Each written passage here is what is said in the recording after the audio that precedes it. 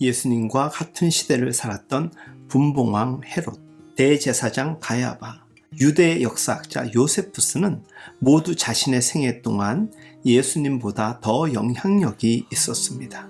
예수님이 하나님 나라의 현존을 선포하시고 예수님의 부활을 소망하는 교회 공동체가 형성되고 있었던 시기임에도 불구하고 수많은 무리들이 따르던 세계의 저항운동, 바리새파, 에스네파, 열심당 등은 예수님을 믿고 따르는 이들보다 훨씬 많은 추종자들을 끌어모았습니다.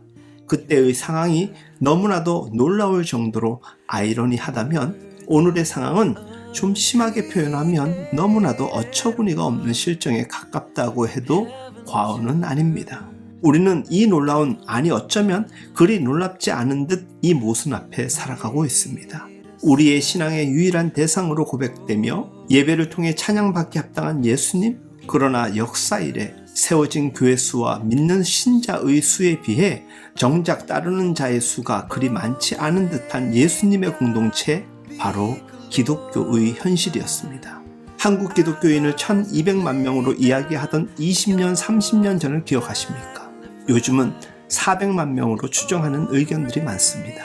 그 가운데 정말 신실하게 믿으며 제자로서 생명 걸고 따르는 이들은 어느 정도일까요? 수많은 목사들의 말에는 동의하고 따르는데, 수많은 영적 리더들께 순종하고 섬기는데, 정작 예수님의 말씀은 알기만 하지 따르지 아니하는, 예수님의 말씀은 믿기는 하는데 따르지 아니하는 오늘 우리 시대는 아니런지요. 모든 세대에서 몇몇 사람들은 확실히 예수님을 따랐습니다. 그들은 자기를 부인하고 자기 십자가를 지고 죄인을 향한 용서함과 구원의 은혜를 경배하며 예수님을 목숨 걸고 따랐습니다. 그들은 자신의 생명을 버리고 포기하기까지 믿음을 지키며 예수의 가르침을 따랐습니다. 그리고 자기 자신의 생명과 함께 다른 많은 사람들의 생명도 구했습니다. 그런데 그 수가 많지는 않았습니다. 반면 생각보다 많은 사람들이 교회를 오가고 믿음을 고백하지만 그 신앙의 중심을 하나님께 두지 못한 안타까운 모습으로 살아가곤 하였습니다. 그러고 보면 정말 믿음이라는 것이 우리에게 참으로 귀하지만 믿음 이상으로 예수님을 따른다라는 것은 정말 쉽지가 않구나라는 것을 깨닫게 됩니다.